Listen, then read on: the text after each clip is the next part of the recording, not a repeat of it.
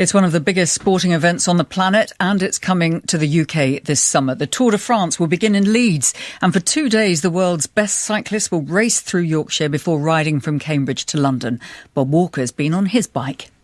They've really bought into Le Tour here. In every village I've driven through, I've seen yellow painted cycles. There's one in front of me on the village green now. They've almost become an unofficial emblem. They're also planting carpets of yellow flowers, and Yorkshire farmers with a canny eye to their main chance are turning their fields into campsites. Livestock Market Day in the town of Leyburn. This is usually as busy as it gets, but it's about to get a whole lot busier. We're already seeing the benefits even before the tours arrived in terms of cyclists coming to the area, trying out the routes, checking out the hotels. Most of the accommodation has been booked for absolutely months. They're expecting around 20,000 Tour fans to descend on Leyburn. Simon Eastwood is the vice chairman of the Leyburn Business Association.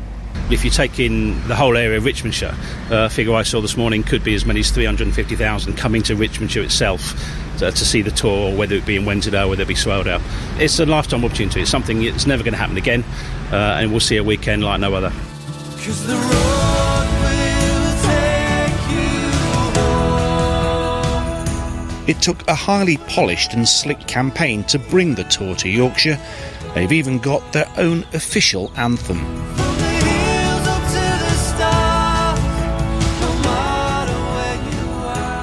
Gary Verity, the chief executive of the tourist agency Welcome to Yorkshire, was the man with a mission and the vision to sell the county to the French.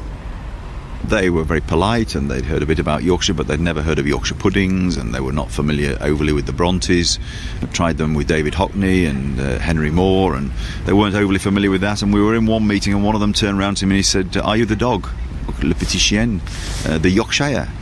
And the Yorkshire Terrier is the most popular small dog and the most popular fashionable dog in France. So of all the things they knew us for, it was the little Yorkshire Terrier. The tour is described as the third biggest sporting event in the world. 11,000 so-called tour makers have been recruited to welcome visitors to the county. It's the biggest event that will ever have taken place in the county by far, and it's the biggest ever event that will ever happen in Yorkshire.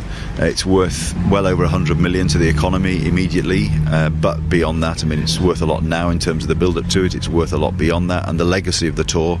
There are many people around the world who can't point to where Yorkshire is on the map right now, but after July this year, they will all be able to. Dave Clark is the treasurer of the Harworth and District Cycling Club.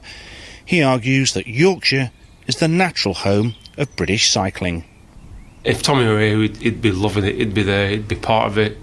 It's just fantastic. And they couldn't have picked a better part of the country for it to come to with its heritage. All the Yorkshire guys who were over in France in the 60s and the 70s, they're still about, and something to be very proud about. 'Cause the road